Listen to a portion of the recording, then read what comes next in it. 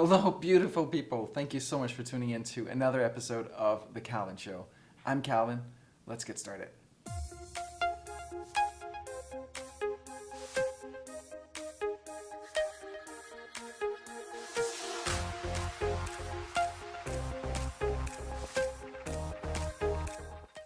We've got a question today that's really exciting. I love this question. From Grant. Calvin, thank you. You really got me thinking about the influence of my unconscious mind on my inability to conquer goals I've had for a long time.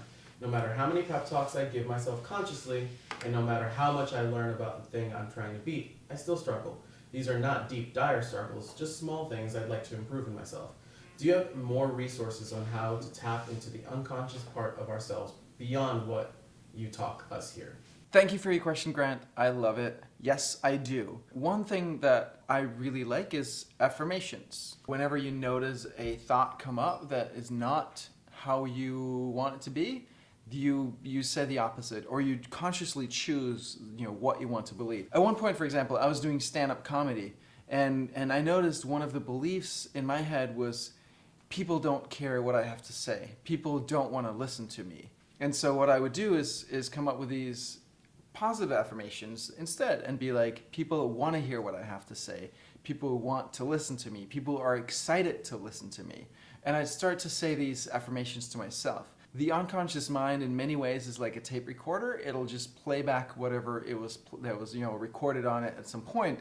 And so by just consciously repeating these affirmations over and over again, we start to kind of override some of that old programming. It brings up all the things that are in contradiction to that belief. Maybe you look in the mirror and you'd say, Grant, I really love you. I love you so much. Or I would look in the mirror and say, Calvin, I love you so much. And then you have this voice that comes up and says, bullshit, and I don't believe you and you've let me down. Those voices that come up tell you what some of those beliefs are that you need to address. When I say people want to hear what I have to say and they want to listen to me, and the voice goes no, that's not true, and who are you kidding? These are the voices inside of yourself that you need to surface and then address, calm down, comfort, hug, love, whatever they need in the moment from you.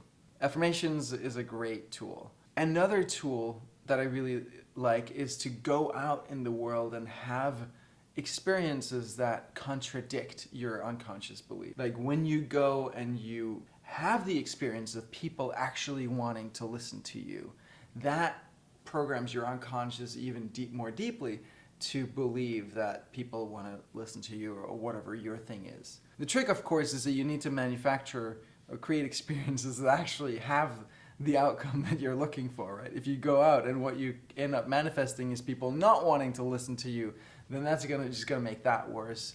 Although I will say, in my experience, the positive in this case actually outweighs the negative very quickly. You've got millions of experiences of whatever it is, people not wanting to listen to you. That's kind of doing its thing, and as long as you go out in the world with this belief, you're gonna tend to get that result back, and so you're used to that. But that kind of groove doesn't get all that much deeper because it's already been carved out. But once you go do the positive thing, it can actually move very quickly, especially if you have your conscious mind with you and you're consciously doing this is the new groove I want to create in my unconscious mind, the groove that says people actually want to hear what I have to say.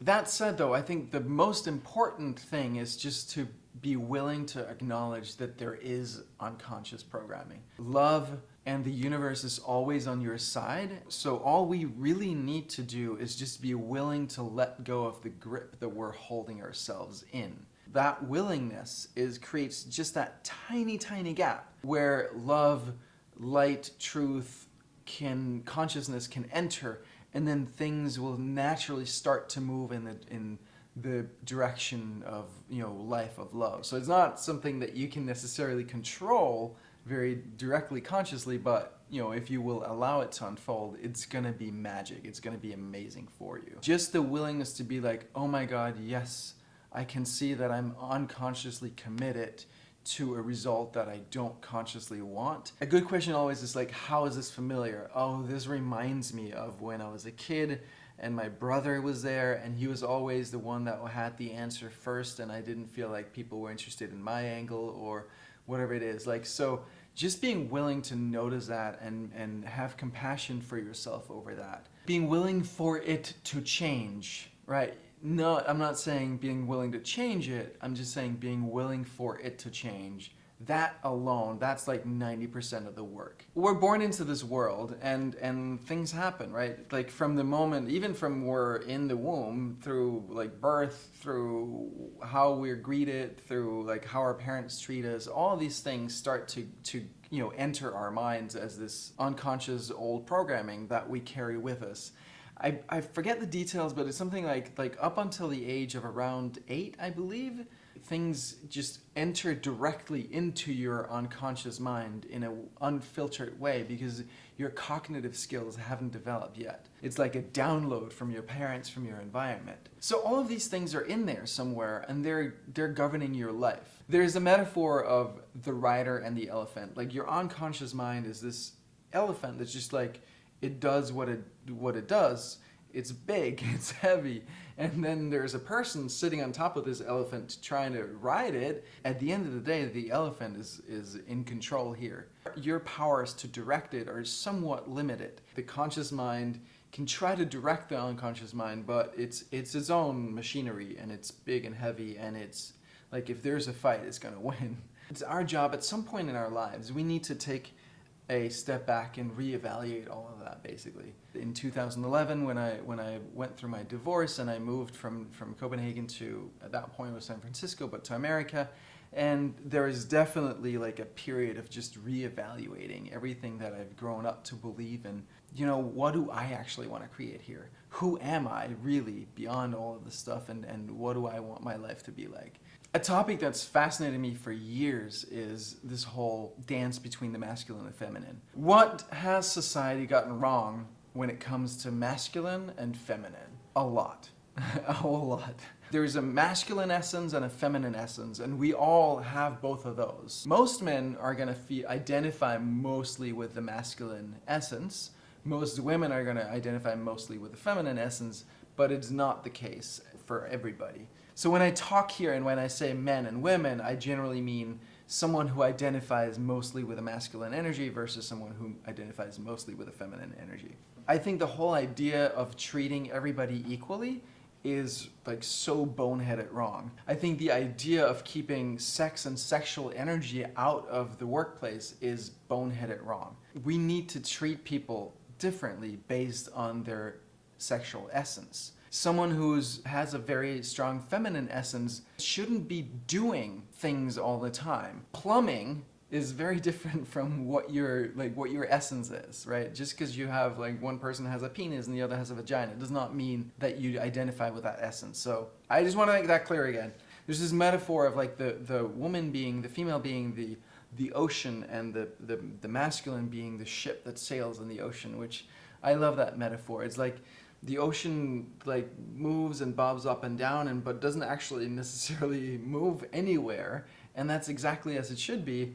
And the masculine essence will have a direction and a focus and be like, this is where we're going. That's how it's supposed to be. If we treat everybody the same, we're not serving them. And the whole idea that sex needs to be taken out of the workplace is crazy. My sexual energy is my life force. It's my creative force. It is my life energy. If I cut myself off at the waist or at the solar plexus or at the diaphragm or whatever and try to, cut these energies out and not have that sexual energy, then I'm not fully present, I'm not fully there. In everything that I do, I want to feel my heart open and I want to feel my cock. When I'm recording this for you, I have presence in my cock and in my heart. I want to do that when I walk down the street. I want to do that when I talk to my friend Ale here. Everything that we do is sexual in nature. If it wasn't for sex, we wouldn't be here. Everything in some way or another ultimately comes down to that sexual energy that brought us here. The only thing that we can say is true for every single human being that we descend from is that they had sex. And they died, I guess. I think we should be using it in the workplace all the time. People should be flirting at work. Just because we feel sexual attraction and sexual energy doesn't mean that we need to act on it, right? The big tragedy here is that we live in a society that's extremely sexualized. We see, sexual images everywhere, and like the advertising and TV and all that. Yet we're completely scared of it, and it's kind of repressed at the same time, which is why it comes out in really awful ways, which we then try to regulate in very crude ways. It's very, very important that just because you're feeling the sexual desire doesn't mean that you need to act on it. Desire is actually a really, really nice feeling if we can get used to it. It's one of the most pleasant feelings that you can have, and yet we try to make it go away because we get scared. Almost all of us are scared of feeling too good. Not just with this sexual desire energy, but in general, feeling happy is oh no, it's too much happiness, too much success, too much good feeling in my body. I need to do something to cut it off a little bit and tone it down because that place is more familiar to me. Feel all of those juicy sexual energies and don't feel like you need to act out on them. Know that you don't need to act out on them. Respect everyone's boundaries. Make sure that you don't do anything that with another person that person doesn't consent to. If you're in any way in doubt about someone's advances towards you, and you're not sure that you are interested in them, say no, and it's very important that that's safe. So I wrote a song about this. It's called Feel. So it starts like this. Let's talk about it. You don't want to look at me because someone out there has been whistling when you walk down the street. There's a lot of women feeling wrong about showing themselves in a sexual way or presenting themselves with their sexual energy because they're afraid, legitimately so, of being harassed, catcalled, all of these things. And that's, to me, is extremely sad that we've created a society where women don't feel safe expressing their sexuality. And there's a lot of judging someone being oh my god, she dresses like a slut and blah blah blah, and let people dress how they want to dress. And if there's someone there that has a desire to be seen and to be seen in that way, there's nothing wrong with that. Thank you so much for tuning in to another episode of The Calvin Show. Make sure that you go to my website and sign up for the mailing list. You'll get my newsletter where you get new episodes and amazing stuff in the newsletter. Also, make sure that you get me your comments in the comment section right here on the blog.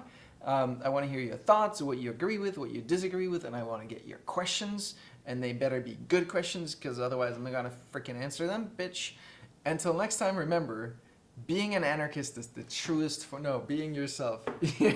Being yourself is the truest form of anarchy.